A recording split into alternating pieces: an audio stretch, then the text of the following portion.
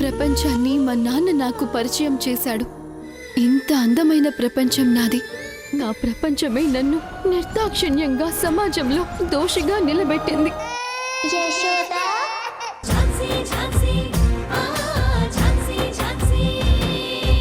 శ్రీవల్లితోనూ మీ వాళ్లతోనూ స్వీటీనే కావాలంటున్నాడు, నాతో మాత్రం డబ్బులు కావాలంటున్నాడు.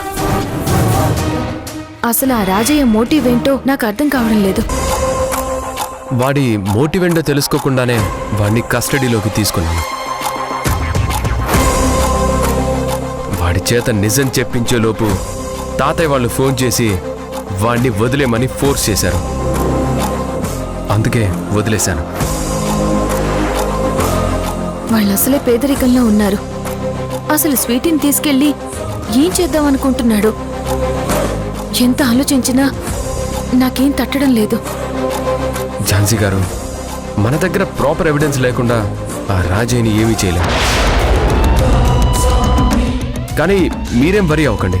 వాడు ఎన్ని ప్లాన్లు వేసినా స్వీటీని మాత్రం తీసుకెళ్ళలేడు. మీరు వాడి గురించి ఆలోచించి స్ట్రెయిన్ అవ్వకండి. వాడు క్రిమినల్ అయితే మనం వాడి పని పట్టే చట్టం, న్యాయం. స్వీటీకి ఏం కాదు, మీరు ధైర్యంగా ఉండండి. Thank you. ఏంటండి మీరు? ఇటివ్వండి. మీరేంటి కప్ తీసుకుంటున్నారు? ఇటివ్వండి, నేను పెడతాను. ఇటివ్వండి. పర్లేదు, నేను తీసుకెళ్తాను. మీరు కాఫీ తీసుకురావడమే ఎక్కువ, అలాంటిది ఎంగిల్ కప్ తీసుకెళ్ళడం ఏంటి? ఇటివ్వండి. బాగోదండి, ఇటివ్వండి నాకు. ఏమండి, మీరు నా మీద వామిటింగ్ చేసుకున్నప్పుడే నేను పట్టించుకోలేదు, మర్చిపోయారా?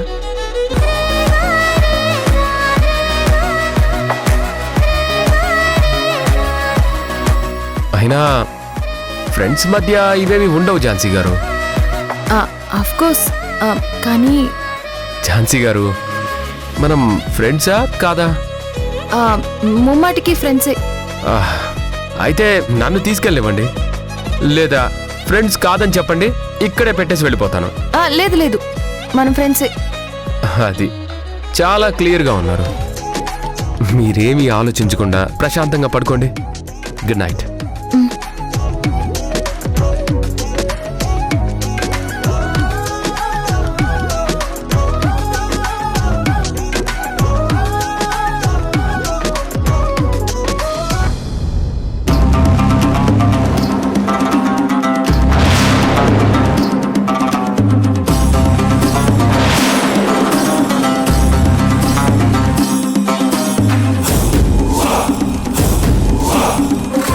ఏంట్రా అది? కాఫీ కప్ తాతయ్య. అది తెలుస్తూనే ఉంది. ఆ ఝాన్సీకి కాఫీ అందించొస్తున్నావా? మాట్లాడవే. అసలు నీలాంటి పోలీస్ ఆఫీసర్స్ చేయాల్సిన పనులా ఇవి? ఇలా అయిపోతున్నావేంట్రా? అది కాదు తాతయ్య. మరి ఇంకేంటి? ధనుంజయ్, రై ధనుంజయ్,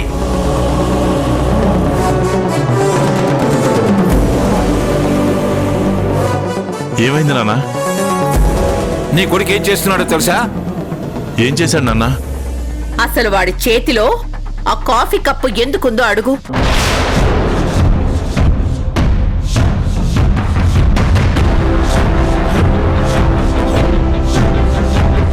ఏంటి మృణాల్ని, వాడు కాఫీ తాగడం కూడా తప్ప?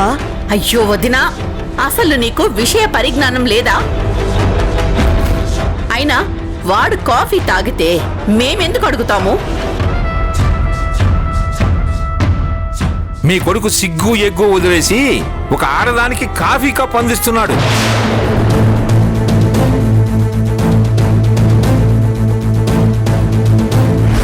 అది కూడా పోయి పోయి ఝాన్సీ అనే ఆ రాక్షసికి.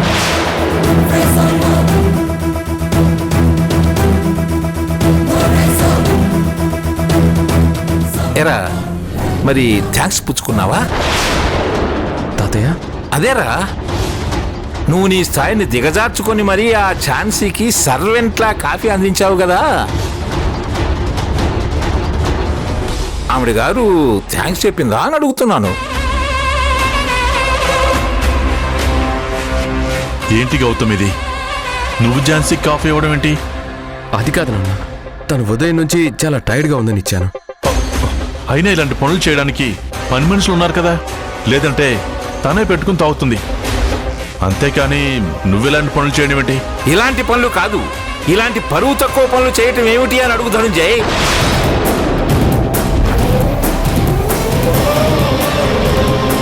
నువ్వు ఇలా నీ కొడుకుని ఒక్క మాట కూడా అనకుండా ఉండబట్టే వాడు నా మాటకు ఎదురు చెబుతున్నాడు. నేను వద్దన్న పనే చేస్తున్నాడు.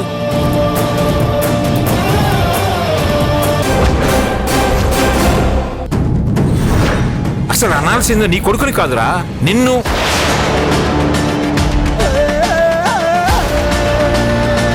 తాతయ్య, నాన్ననే అనకండి. ఓ, మీ నాన్నని ఒక్క మాట అంటేనే అంత హర్ట్ అవుతున్నావే. ఆ ఝాన్సీతో మాట్లాడొద్దని చెప్పినా కూడా నువ్వు తనకి సపర్యలు చేస్తున్నావే. మరి నేనెంత హర్ట్ అవ్వాలి, నాకెంత కోపం రావాలి?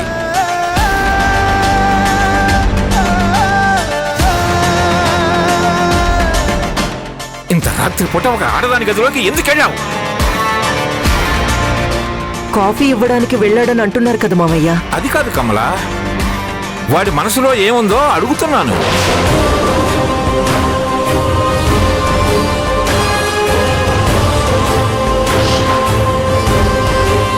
చెప్పు గౌతమ్, అసలు నువ్వేమనుకుంటున్నావు? మా బతుకులు నేను చేయాలనుకుంటున్నావు?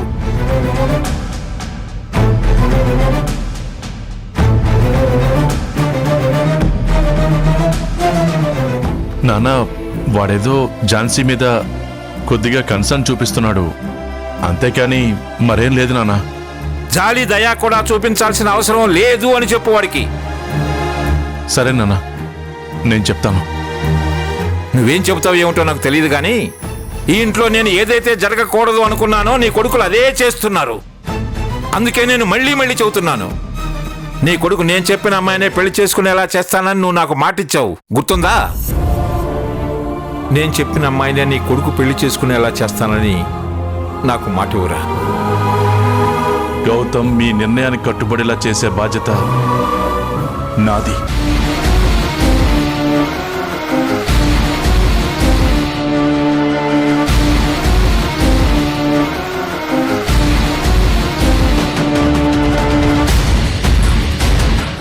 గుర్తుంది నాన్న.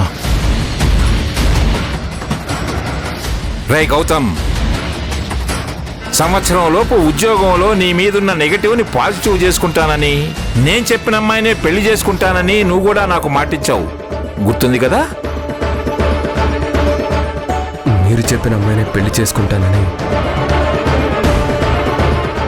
నేను మీకు మాటిస్తున్నాను తాతయ్య.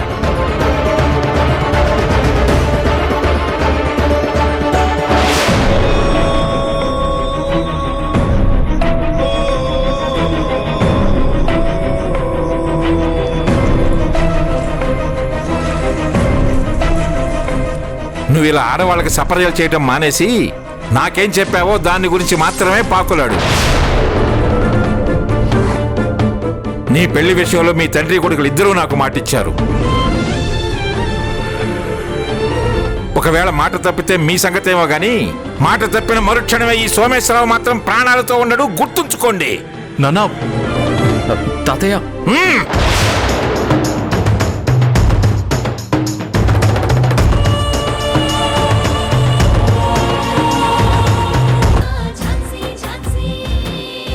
చెప్పరా?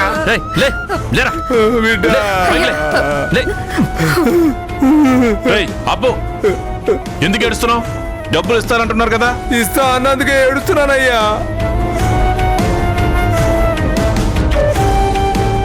భలే నటిస్తున్నావురా. నువ్వు బయటికి రా, నీ పని చెప్తా. డబ్బులు ఇస్తానంటే ఎందుకు ఏడవడు? మేము వచ్చింది పైసల కోసం కాదయ్యా, నన్ను నమ్మండి అయ్యా. మీరు నమ్మకపోతే ఈ సమ్మాన్ కేసు కొట్టుకొని చచ్చిపోతారయ్యా.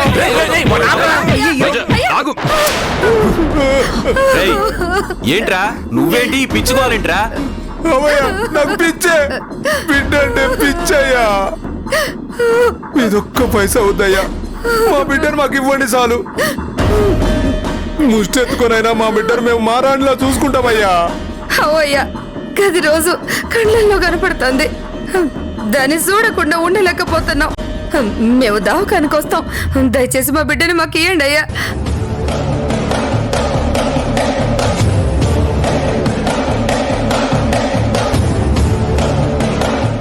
వీళ్ళు అడిగిన దాంట్లో న్యాయం ఉంది. కన్న ప్రేమతో స్వీటీని బ్రతికించుకుంటాము అంటున్నారు. అందుకు ఒక్క రూపాయి కూడా వద్దు, వాళ్ళ బిడ్డను వాళ్ళకి ఇస్తే సరిపోతుంది అంటున్నారు కదా. అంతేనయ్యా, అంతే.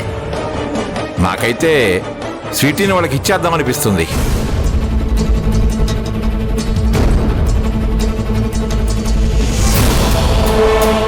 కానీ ఆ ఝాన్సీ ఒప్పుకోవడం లేదు కదా మావయ్య.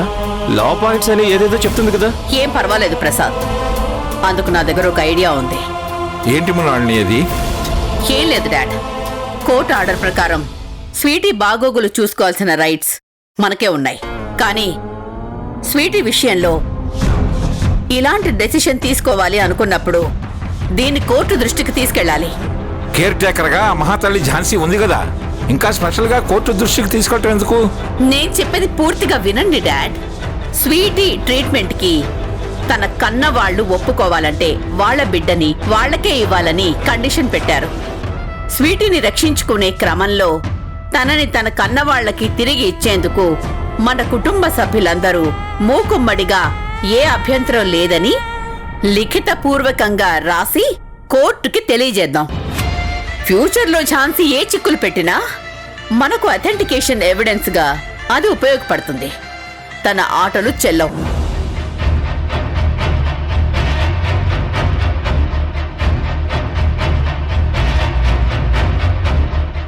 మన రెండు కుటుంబాల ఒప్పందం ప్రకారం స్వీటీని వాళ్ళకి ఇచ్చేస్తున్నట్టు నో అబ్జెక్షన్ నోటు మీద మనమంతా సంతకాలు చేద్దాం. ఏమంటారు డాడ్?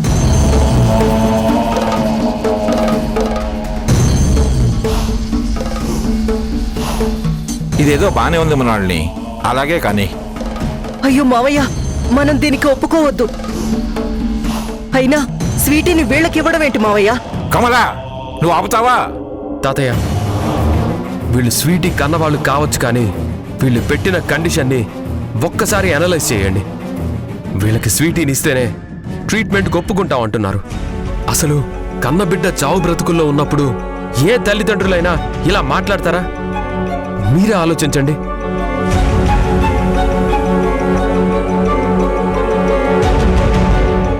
ఇది పెద్దవాళ్లుగా మేం తీసుకోవాల్సిన నిర్ణయం, అంతేగాని నీతో చెప్పించుకోవాల్సిన అవసరం గాని కర్మ గాని మాకేం పట్టలేదు. అది కాదు అత్తయ్య. గౌతమ్, నీ పోలీస్ తెలివితేటలు ఇంట్లో కాదు, నీ స్టేషన్లో చూపించుకో. ఇట్స్ టోటలీ ఫ్రాడ్ అత్తయ్య. పాపం స్వీటీ, తనకు అన్యాయం చేయకండి. వీళ్ళని చూస్తేనే భయపడుతుంది. దయచేసి అర్థం చేసుకోండి. ఇంకేం మాట్లాడుకు గౌతమ్, ఇది ఇంటి భవిష్యత్తుకి గౌరవానికి సంబంధించిన విషయం. అత్తయ్య, మీరు చాలా పెద్ద తప్పు చేస్తున్నారు. నోరు మీరా!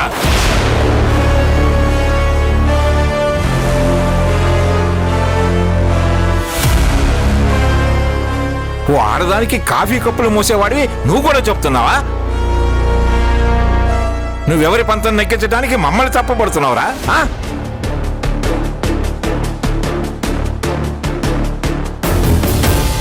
రే ధనుంజయ్, ఇది కరెక్ట్ కాదని నీ కొడుకు చెప్పరా? తాతయ్య, నేను చెప్పేది నువ్వేం చెప్పాల్సిన అవసరం లేదురా. నాన్న, సైలెంట్ గా ఉండు. అది కాదు నాన్న. నా మీద నీకు ఏమాత్రం గౌరవం ఉన్నా నువ్వేం మాట్లాడుకో.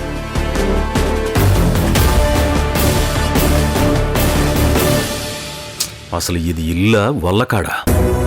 మీరు ఏ సంతకాలు చేసుకుంటారో చేసుకోండి అయ్యా, ఏలు ముద్రలు కూడా వేసుకోండి, కానీ మా బిడ్డను మాత్రం మాకు ఇచ్చేయండి అయ్యా. తన ప్రాణాలకు మా ప్రాణాలు అడ్డేసి కాపాడుకుంటామయ్యా.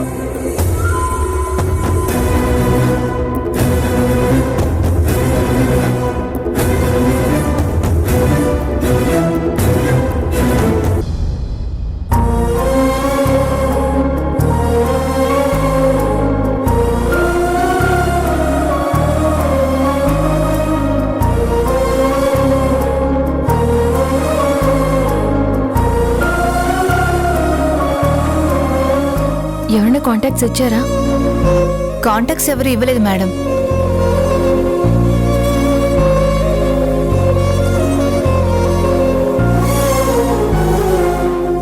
అక్క, నేను గుడికి వెళ్ళొచ్చాను. ఈ బొట్టు పెట్టుకో. ఉండు, లోపల స్వీటీకి కూడా బొట్టు పెట్టొస్తాను.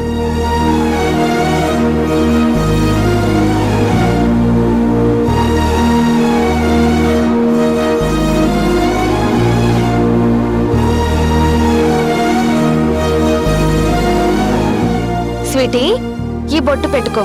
నీకు త్వరగా నయం అవ్వాలని గుడికి వెళ్ళాను.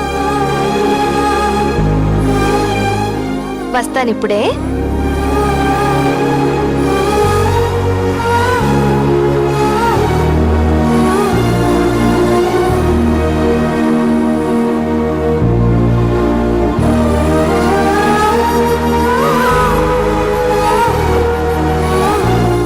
అక్క, నువ్వేం బాధపడద్దు. నేను దేవుడికి మొక్కుకున్నాను. మనకు ఖచ్చితంగా ఆ రాజయ్య వాళ్ళు కాకుండా వేరే డోనర్ దొరుకుతారు. నాకు గట్టి నమ్మకం ఉందక్కా. ఏమో రాణి, నేను కూడా ఆ దేవుడి మీదే భారం వేసి నమ్మకంగా ఉన్నాను. కానీ కంగారుగా ఉంది రాణి. మనకి టైం లేదు. వీలైనంత త్వరగా మనకి డోనర్ కావాలి. చాలా ప్రయత్నాలు చేస్తున్నాను, కానీ ఎవరు దొరకడం లేదు. నువ్వేం కంగారు పడకక్క. ఖచ్చితంగా ఆ దేవుడు దారి చూపిస్తాడు. మేడం, శ్రీధర్, నువ్వెప్పుడొచ్చావు? రాణి, మీరిద్దరూ కలిసే వచ్చారా? లేదక్కా, నేను వస్తున్నప్పుడు తన ఇంట్లోనే లేడు. అవును మేడం, నేను వర్క్ మీద బయటికి వెళ్ళాను. మీకు ఒక ఇంపార్టెంట్ విషయం చెప్దామని వచ్చాను. ఏంటి? మీరు డోనర్ కావాలని సోషల్ మీడియాలో పోస్ట్ చేశారు కదా. అవును, కానీ ఎవరూ రెస్పాండ్ అవ్వలేదు. Don't worry madam, sweetie blood group A B నెగిటివే కదా. నాది కూడా ఏబీ నెగిటివే.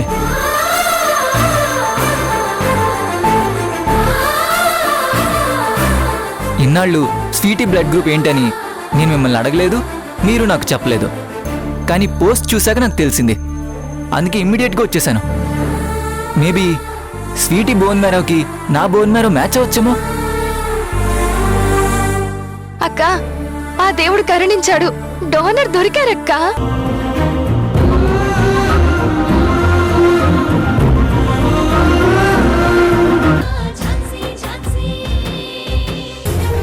ఈ అభ్యర్థనను పరిశీలించి చిన్నారి స్వీటీ శ్రేయస్సు కోసం తగు చర్యలు తీసుకోవలసిందిగా గౌరవనీయులైన కోర్టు వారిని కోరుకుంటున్నాము. ధన్యవాదాలు.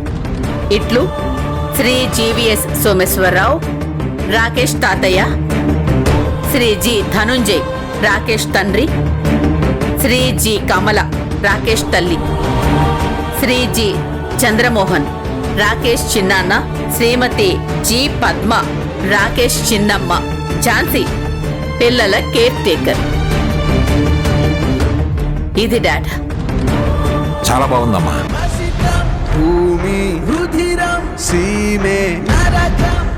సైన్ చేయండి డాడ్.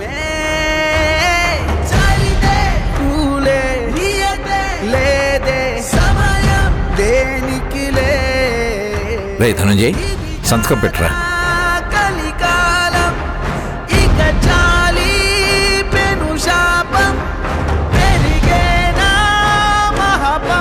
ఏంట్రా? ఏం లేదు నాన్న. పెట్టు.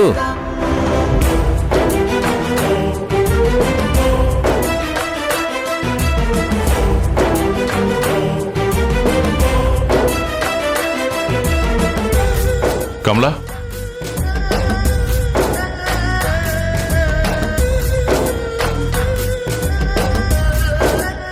ఏం ఆలోచిస్తున్నావు వదినా?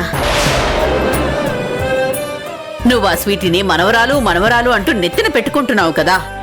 మరి ఇప్పుడు నీ మనవరాలి ప్రాణాలు కాపాడుకోవడం ముఖ్యమా, లేదంటే ఆ ఝాన్సీ పంతానికి తన ప్రాణాలను బలి చేయడం ముఖ్యమా? అది నువ్వే ఆలోచించుకో.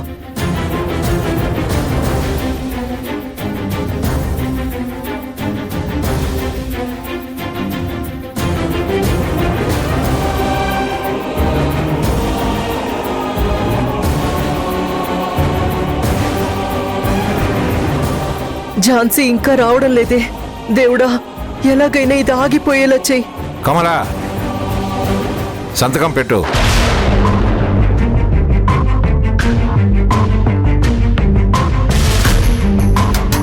అమ్మా ఝాన్సీ, సంతకం పెట్టడానికి నాకు మనసు రావడం లేదమ్మా.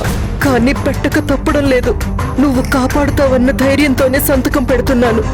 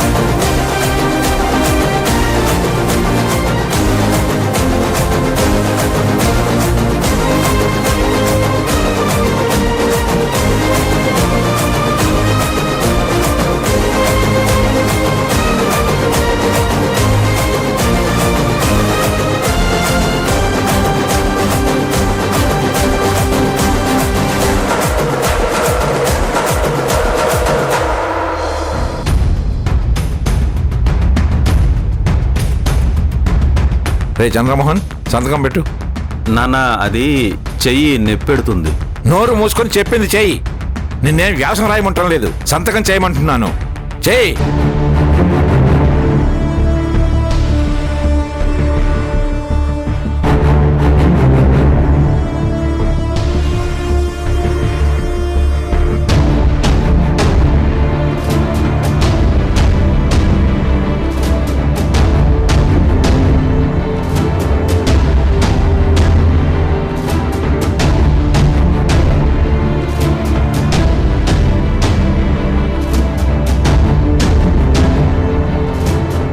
సార్ ఏం చేస్తున్నారు సార్?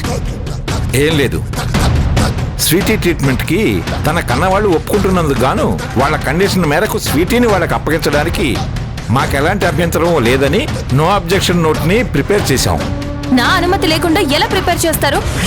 నీ అనుమతి మాకు అవసరం లేదు ఝాన్సీ.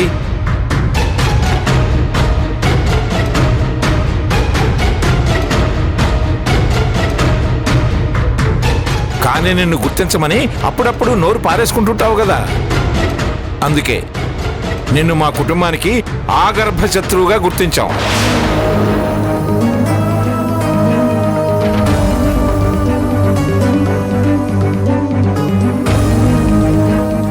ఈ నో అబ్జెక్షన్ నోట్ మీద మేమందరం సంతకాలు చేశాం. ఈ నోట్ని చెత్తబుట్టలో వేయండి.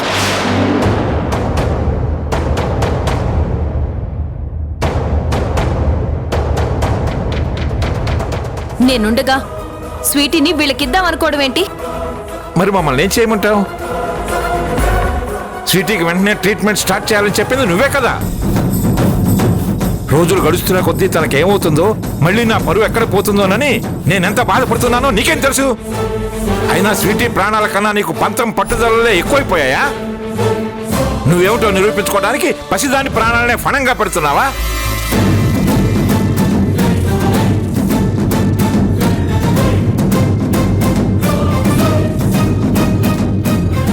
కానీ మేము అలా చేయలేం. నీ అంత మూర్ఖంగా మేము ఉండలేము. అది కాదు సార్. ఝాన్సీ, వీళ్ళు డబ్బులు ఆశించడం లేదు కదా, స్వీటీ ప్రాణాలు దక్కించుకుందామంటున్నారు కదా, ఇంకేం కావాలి? మేడం, నేను చెప్పేది ఒక్కసారి వినండి. ఏం చెప్తావు?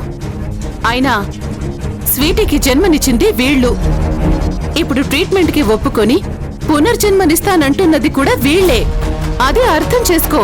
కాకపోతే పాపం వీళ్ళకి వేరే దారి లేక స్వీటీని ఇవ్వాలని కండిషన్ పెట్టారు. వీళ్ళు అడిగిన దాంట్లో తప్పేం లేదే. అయినా వీళ్ళ బిడ్డను వీళ్ళకి అప్పగించడానికి నీకు ప్రాబ్లం ఏమిటి?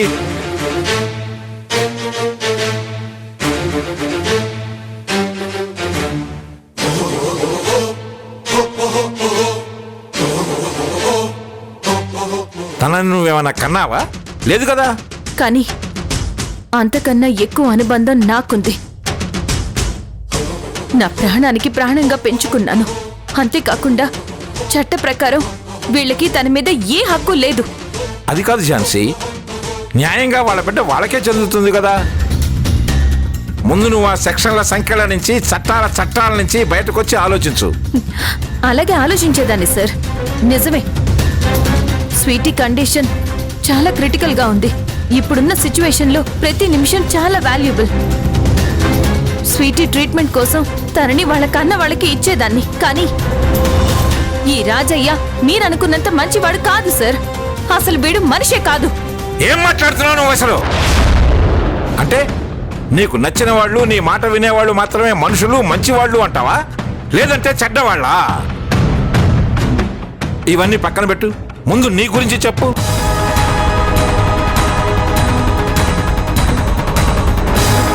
ఎవరో కన్నబిడ్డని మానెత్తని రుద్దాలని చూస్తున్నావు, మరి దాన్నేమంటారు? మంచి చెడ్డల గురించి ఎవరి దగ్గరైనా చెప్పు, మా దగ్గర కాదు. నువ్వే కావాలని రాజయ్య 2 కోట్లు అడిగాడని అబద్ధం చెబుతున్నావు. నేను అబద్ధాలు చెప్పడం ఏంటి సార్? ఏయ్ రాజయ్య, నిజం చెప్పరా? 2 కోట్లు ఇస్తే ట్రీట్మెంట్ కి ఒప్పుకుంటాను అన్నావా లేదా చెప్పు. నేనెప్పుడు అన్నాను మేడం? ఏయ్ మేడము, ఇరవండి మేడము. రాజయ్య, నాకు కోపం తెప్పించుకో. స్వీటీ వద్దు, డబ్బే కావాలని అన్నావా లేదా చెప్పు. ప్రస్తుతం స్వీటీ ఉన్న కండిషన్ని అలాగే నోట్లో మనం రాసినట్టుగా ఆ రాజయ్య వాళ్ళు స్ట్రాంగ్ గా నిలబడగలిగే దాన్ని బట్టి జడ్జిమెంట్ ఉంటుంది. ఈ విషయాలన్నీ మనం గనక కోర్టుకి కన్వే చేయగలిగితే ఈ కేసులో మనం సక్సెస్ సాధించినట్టే. అది నువ్వే చూసుకోవాలి. అలాగే డాడ్, నేనే చూసుకుంటాను. కాకపోతే ఆ రాజయ్య ఎటూ జారిపోకుండా మన వైపు బలంగా నిలబడాలంటే వాడికి 2 కోట్లు ఇవ్వాల్సి ఉంటుంది. ఏం మాట్లాడుతున్నావు నాన్ని? అంటే నాతో అక్రమ మార్గంలో న్యాయాన్ని కొనిపించే ప్రయత్నం చేస్తున్నావా? అలాంటి పనులు నాకు నచ్చవు. ఈ లెక్కను చూస్తే నువ్వు నీ ఎక్స్పీరియన్స్ అంతా ఒట్టిదేనా? అది కాదు డాడ్. నువ్వెన్ని చెప్పినా నేను న్యాయాన్ని కొనలేను. ఓకే డాడ్, కానీ మీరొక విషయం మర్చిపోతున్నారు. ఏంటి? ఇంతకు ముందు ఆ ఝాన్సీని మన ఇంట్లో నుంచి శాశ్వతంగా వెళ్లిపోవడానికి ఎంత అడిగితే అంత ఇచ్చిరమ్మని మీరు నాకు బ్లాంక్ చెక్ ఇచ్చారు, గుర్తుందా?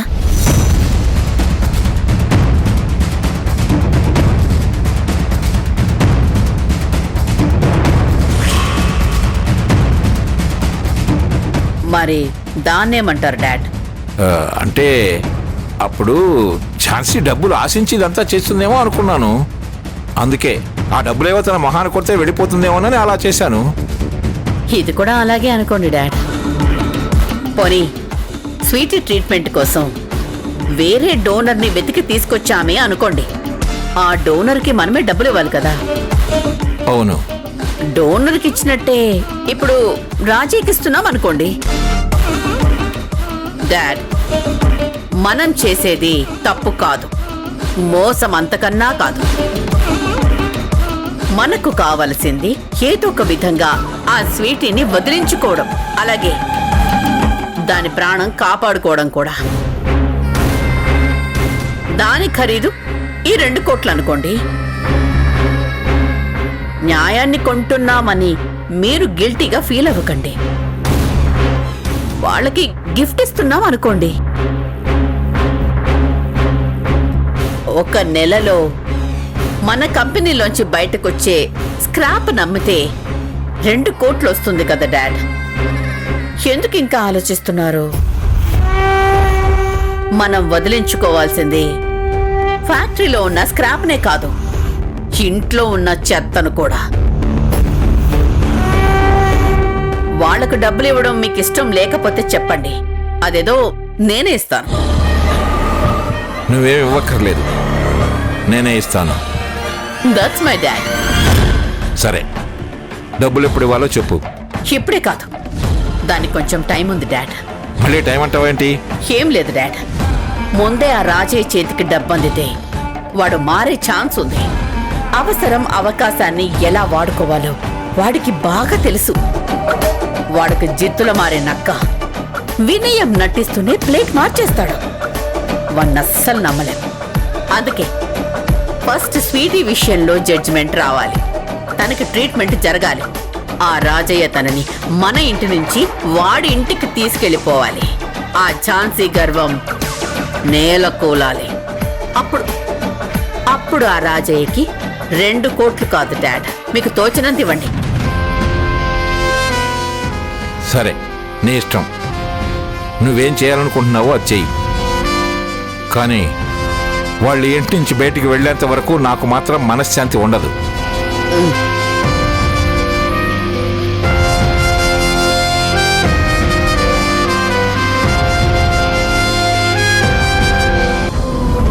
ఝాన్సీని తలో మాట అంటుంటే నేనేం చేయలేకపోతున్నాను.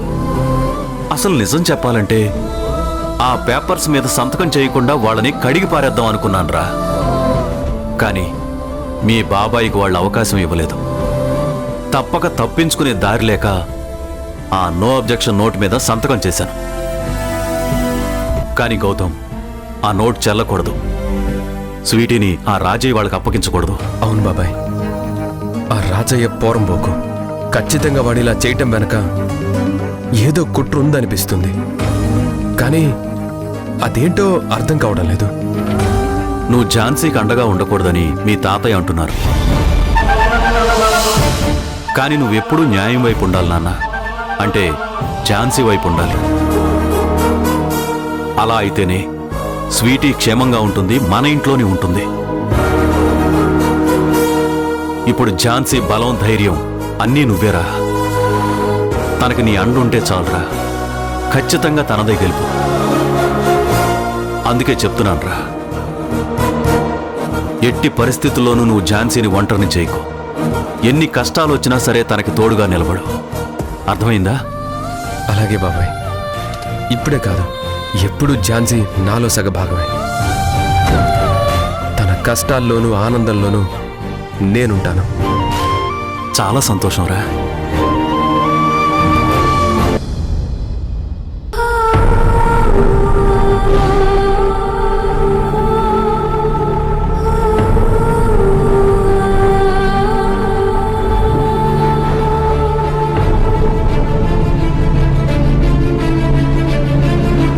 ఆ దేవుడు ఎందుకు ఇలాంటి పరీక్ష పెడుతున్నాడక్క? నన్నెందుకు ఇంతలా పరీక్షిస్తున్నాడు బావా? పిల్లల్ని ఈ కుటుంబానికి దగ్గర చేయమన్నారు. మీకిచ్చిన మాట కోసమే నేను ప్రతి క్షణం ప్రయత్నిస్తున్నాను. కానీ ఇంతలోనే స్వీటీ విషయంలో ఇలాంటి పరిస్థితి ఎదురైంది. మీ ఇంట్లో వాళ్ళు తనని ఆ రాజయ్య వాళ్ళకి ఇస్తానంటున్నారు. కానీ నేనది జరగనివ్వను. ప్రపంచం తలకిందులైనా మీకిచ్చిన మాటని నిలబెట్టుకుంటాను. స్వీటీ క్షేమంగా ఉండాలన్నా, పిల్లలిద్దరూ ఈ ఇంట్లో వాళ్ళకి దగ్గర అవ్వాలన్నా మీ ఇద్దరు ఆశీస్సులు ఎప్పుడూ నాకు ఉండాలి.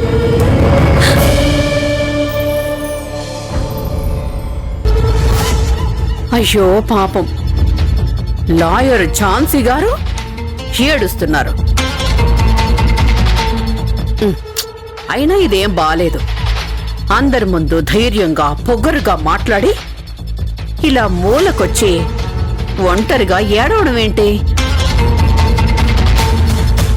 అసలు నీ దగ్గర నుంచి ఇది నేనెప్పుడూ ఎక్స్పెక్ట్ చేయలేదు. ఇప్పుడు నా దగ్గరికి ఎందుకు వచ్చారు? నీతో పోట్లాడదామని వచ్చాను, కానీ చూస్తే నువ్వేమో ఇలా ఉన్నావు. ఏంటి, నన్ను ఫేస్ చేయలేనని అర్థమైందా? ఓటమి భయం పట్టుకుందా? అందుకేనా ఇలా కన్నీళ్లు పెట్టుకుంటున్నావు? I really pity you. నేను కన్నీళ్లు పెట్టుకుంది భయంతో కాదు మేడం, బాధతో. ఈ ఇంట్లో ఇంతమంది పెద్దవాళ్ళు, గొప్పవాళ్ళు ఉన్నారు.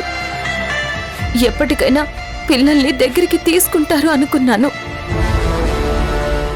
కానీ వయసులో మాత్రమే పెద్దవాళ్ళు, డబ్బులో మాత్రమే గొప్పవాళ్ళు. అదే మనసులో మాత్రం ఆ పిల్లల కంటే చాలా చిన్నవాళ్ళని అర్థమవుతుంది. మీకసలు మనస్సాక్షి లేదనిపిస్తుంది. అసలు నాకు హెల్ప్ చేయాల్సిన అవసరం మీకే ఉంది. అదేంటండి అంత మాట అన్నారు?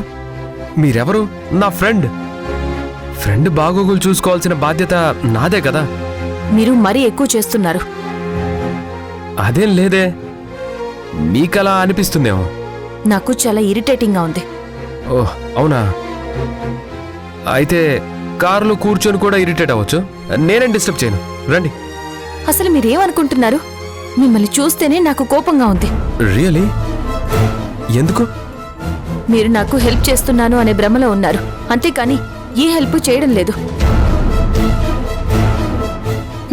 ఎంతైనా మీరు గొప్పోళ్ళు కదా, మాలాంటి వాళ్ళకి సపోర్ట్గా ఎందుకుంటారులే. మీరు పొరపడుతున్నారు. లేదు, ఈ రోజు నాకు కనువిప్పు కలిగింది.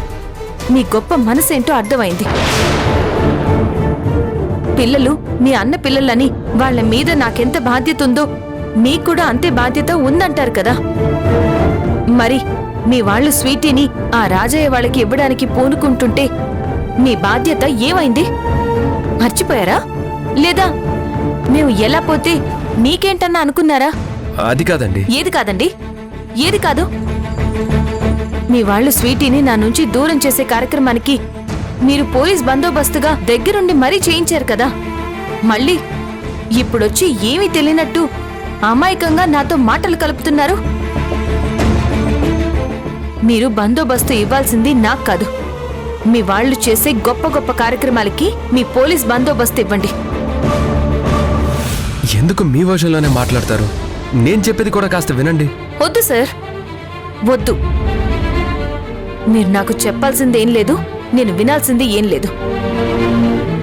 మీరందరూ కూడా బలుక్కుని స్వీటీని వాళ్ళకి ఇచ్చేద్దాం అనుకున్నప్పుడే నాకు మీ మీదున్న కాస్త నమ్మకం కూడా పోయింది. అయినా మీరిప్పుడు నన్ను కారులో డ్రాప్ చేస్తే మీ ఇంట్లో వాళ్ళు రాద్ధాంతం చేసేస్తారు. మిమ్మల్ని ఏదో మాయ చేసి నా చుట్టూ తిప్పుకుంటున్నానని అనుకుంటారు. ఆ మాటలు పడాల్సిన అవసరం లేదు నాకు. మీరేం నన్ను డ్రాప్ చేయాల్సిన అవసరం లేదు, నేను వెళ్ళగలను. నైట్ టైం అండి, ఒంటరిగా ఎలా వెళ్ళగలరు? మీరేం టెన్షన్ పడకండి, నేను క్యాబ్ బుక్ చేసుకున్నాను, సేఫ్గానే వెళ్తాను.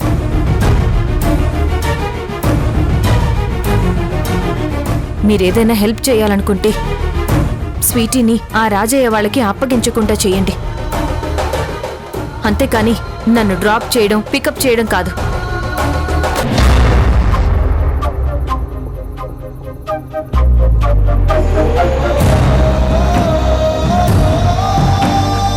ఓటీపీ చెప్పండి మేడం. 1256.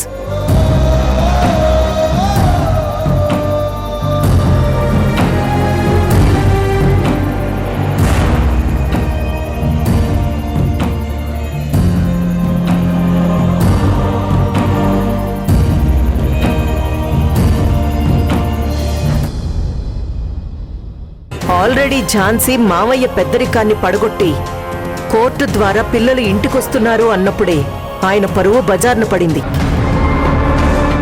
ఆయన పంతాన్ని పక్కన పెట్టి ఎక్కిన మెట్లు దిగి రావాల్సొచ్చింది కదా. అవును. ఇప్పుడు రాకేష్ పిల్లల్లో ఒకరు అనాథ అని తెలిస్తే అది ఇంకా పెద్ద వార్త అయిపోతుంది కదా.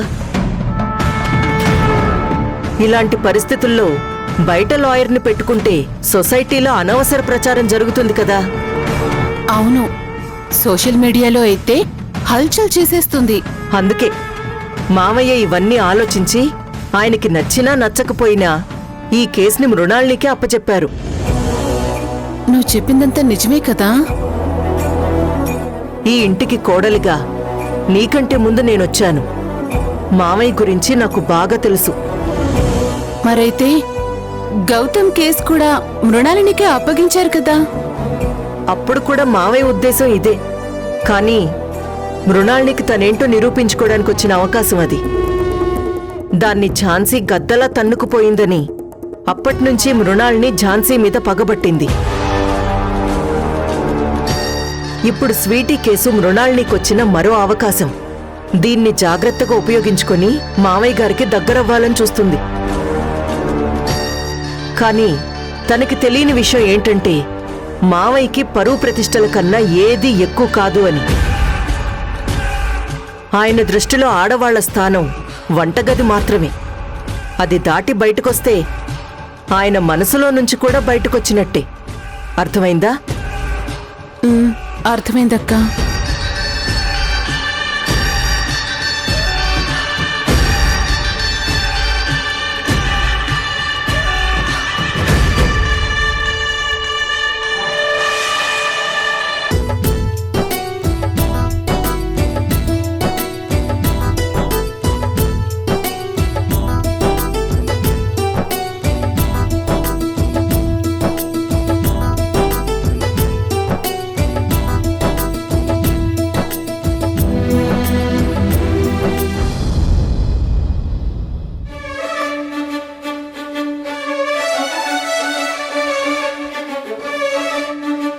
అలాగే sir. Sure sure. Okay sir. Devika, అమ్మా ప్రియాంక, మనోజ్, దేవిక, అందరూ ఒకసారి ఇలా రండి. ఏంటండి చాలా హ్యాపీగా కనిపిస్తున్నారు? విషయం ఏంటి? ఈ రోజు మన ఇంటికి ముఖ్య అతిథులు వస్తున్నారు. అవునా? ఎవరు నాన్నా? మీరే గెస్ చేయండి. ఎవరై ఉంటారు? నాన్న నీ స్కూల్ మేట్ రమేష్ గారు కదా? నో. అయితే మన ఫ్యామిలీ ఫ్రెండ్ కుమారస్వామి. ఫ్యామిలీ ఫ్రెండే కానీ కుమారస్వామి కాదు. మరి ఇంకెవరై ఉంటారు? నాన్న ఏదైనా చిన్న క్లూ ఇవ్వండి. లాస్ట్ టైం మనం వాళ్ళ ఇంటికి వెళ్ళాం. అంటే సోమేశ్వర అంకుల్ ఫ్యామిలీ కదా నాన్న? ఎగ్జాక్ట్లీ కరెక్ట్ గా గెస్ చేసావు. అయినా అంత కరెక్ట్ గా ఆయన పేరు ఎలా గుర్తుపెట్టుకున్నావు? వాళ్ళ అబ్బాయికి నన్ను అడిగారు కదా నాన్న.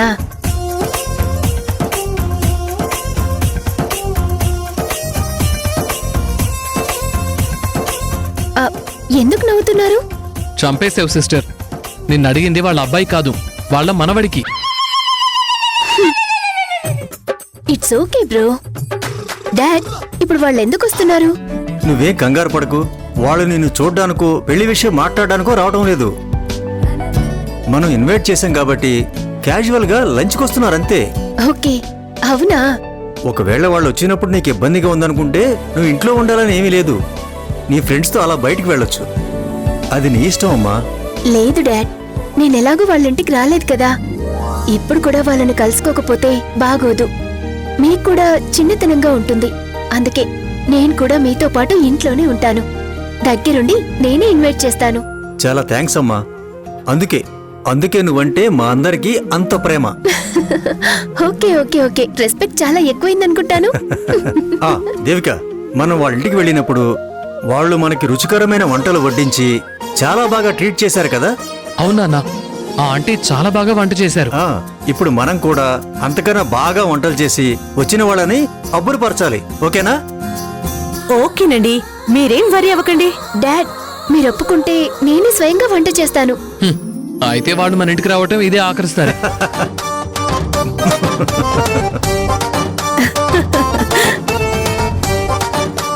డాడ్ చూడండి.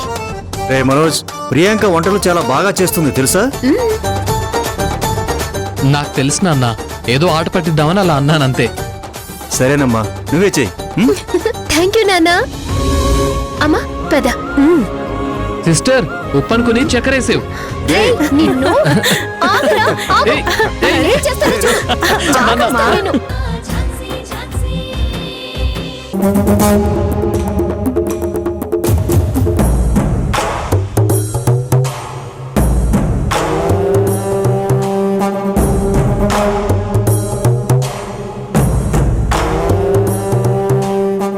வணக்கம் சார். வாங்க வாங்க உட்காருங்க sir. Coffee, tea, buttermilk ఏది కావాలన్నా చెప్పండి సార్. లేదంటే నేరుగా అది వేణుమా సొల్లు సార్. నీ ఆతిథ్యం తీసుకోవడానికి రాలేదు, నిన్ను ఇంట్రోగేట్ చేయడానికి వచ్చాను.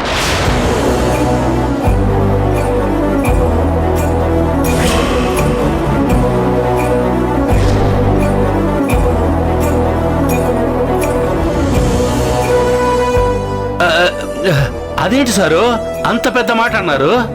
జోకు చేస్తుంటారా ఏంది? నీతో జోకులేసే అంత టైము ఓపిక నాకు లేవులే గాని నేను అడిగిన దానికి కరెక్ట్గా సమాధానం చెప్పు. ఎగ్జాక్ట్గా నువ్వు చేసే బిజినెస్ ఏంటి? ఏముంది సారు, ప్రాబ్లంలో ఉన్న పేదోళ్ళకి అప్పుగా దుడ్డిచ్చి సాయం చేస్తుంటా. దాన్ని సాయం అన్నారు, వడ్డీ వ్యాపారం అంటారు. నేను చెప్పింది ఆ మాదిరే సారు. సరే, అప్పిస్తావు, బానే ఉంది. కానీ వడ్డీ కింద వాళ్ళ కిడ్నీలు తీసుకుంటామని బయట టాక్. పాండవా, ఏందిరా నా మీద ఇంత మాదిరి మిస్అండర్స్టాండింగ్? సారు, దుడ్డిచ్చి ధర్మ వడ్డీ తీసుకుంటా, అదిదా కరెక్ట్ సారు. మీరు ఎలామే రాంగ్ సారు. సరే, డేవిడ్ నీ దగ్గర పనిచేశాడా? చేసి పూడ్చిండు సారు. ఏమైంది? 2 days బ్యాక్ మాకు కంప్లైంట్ వచ్చింది. పోలీస్ స్టేషన్ కి కంప్లైంట్ రాక కారప్పుడు వస్తుందా సారు?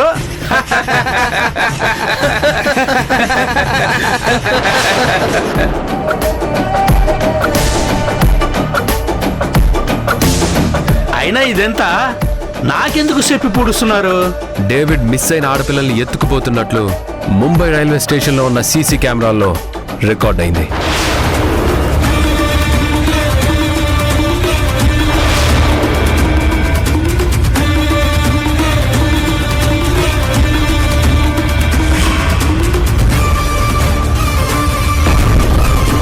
దీని వెనక నీ హస్తం ఉంది కదా, నిజం చెప్పు.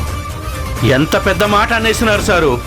ఈ రత్నవేలు అంద మాదిరి పనులు చేయడు.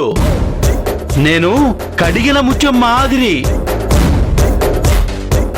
రేయ్ అన్న, ఆ డేవిడ్ గారి మీద మనం పోలీస్ స్టేషన్ లో ఇచ్చిన కంప్లైంట్ రసీదు తీసుకురాపా. అలాగే అన్న.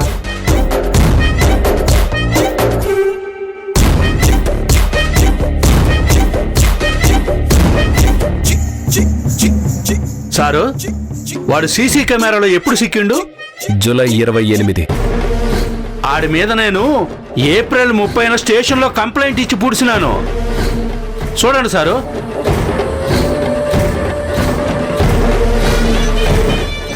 సారు, ఆ డేవిడ్ గారిని నేను చాలా నమ్మి పూడ్చినాను. కానీ వాడు నాకు నమ్మక ద్రోహం చేసి నా ఇంట్లో నగలన్నీ ఎత్తుకుపోయిండు. అదిదా కంప్లైంట్ సారు. ఆ 420 గాడిని పట్టుకొని ఎన్కౌంటర్ చేసి పూడ్చేయండి సారు. ఏమిరా అండవా, ఆడు చేసిన తప్పుకి నన్ను వెతుక్కుంటూ వస్తుంటారు. ఆడి మాదిరిలా నన్ను దొంగలా చూస్తుండ్రే. సారు, నాకు ఇది చాలా అవమానంగా ఉండదు సారు. నువ్వు చాలా సేఫ్ గేమ్ ఆడుతున్నావు. అదేమి ఇల్లే. నీ నెట్వర్క్ చాలా స్ట్రాంగ్గా ఉన్నట్టుంది. సరే చూద్దాం. సీసీటీవీ ఫుటేజ్ దొరికింది కదా, ఆ డేవిడ్ గార్డ్ కూడా దొరికితే నిజాలన్నీ బయటకు వస్తాయి. అరే, పోలీస్ జీప్ ఉందండి.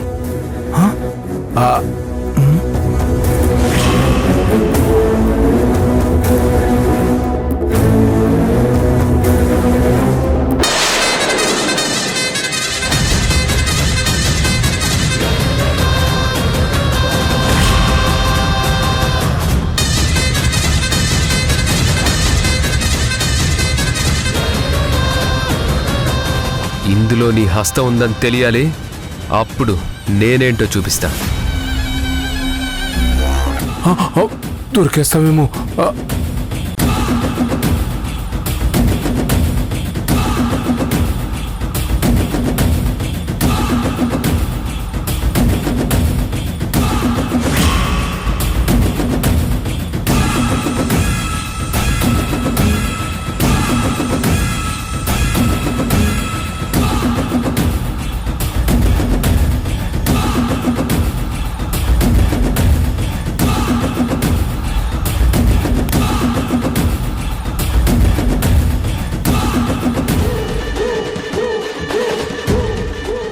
అన్నా,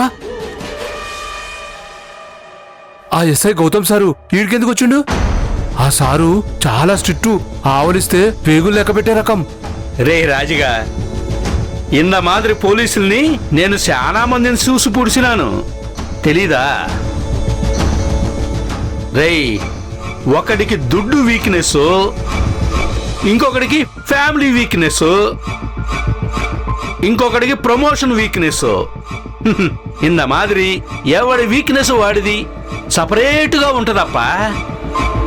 ఈ ఎస్ఐ వీక్ పాయింట్కి రేటు ఫిక్స్ చేస్తే సరిపోతాదిలే. ఆ సార్కి ఏ వీక్ పాయింట్ లేదన్నా.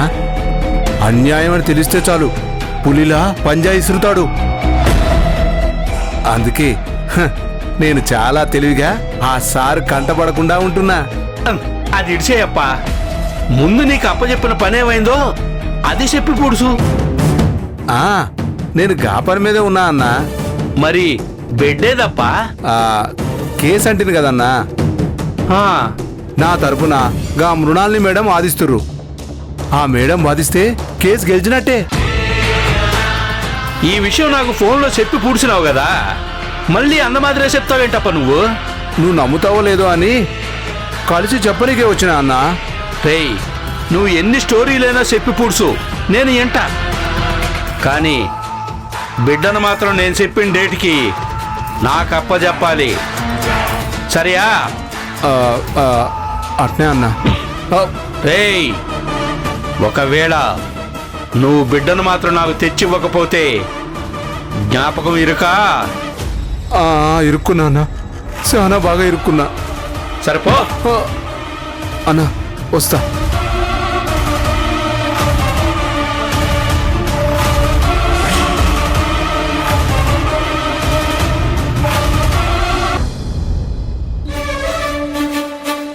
పద్మా, పద్మా, వస్తున్నానండి, పద్మా.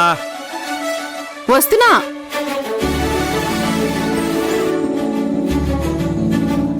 ఏంటండి? నువ్వు త్వరగా రెడీ అవ్వు, మనం బయటికి వెళ్ళాలి. ఏంటండి మీరనేది? నన్ను నన్ను మీరు బయటికి తీసుకెళ్తారా? అదే కదా చెప్తుంది. నాకు చాలా హ్యాపీగా ఉందండి. సరే, మరి ఎక్కడికి తీసుకెళ్తున్నారు? షాపింగ్ కా? కాదు. అయితే సినిమాకా? లేదు. మరి ఎక్కడికండి? అనాథాశ్రమానికి. అంటే పిల్లలకి చాక్లెట్లు, స్వీట్లు పంచిపెట్టడానికి వెళ్దామంటున్నారా? అయినా ఈరోజు స్పెషల్ ఏం లేదు కదా. పద్మ వెళ్తుంది అందుకు కాదు. మరెందుకు? మనం ఒక పాపను దత్తత తీసుకుందాం.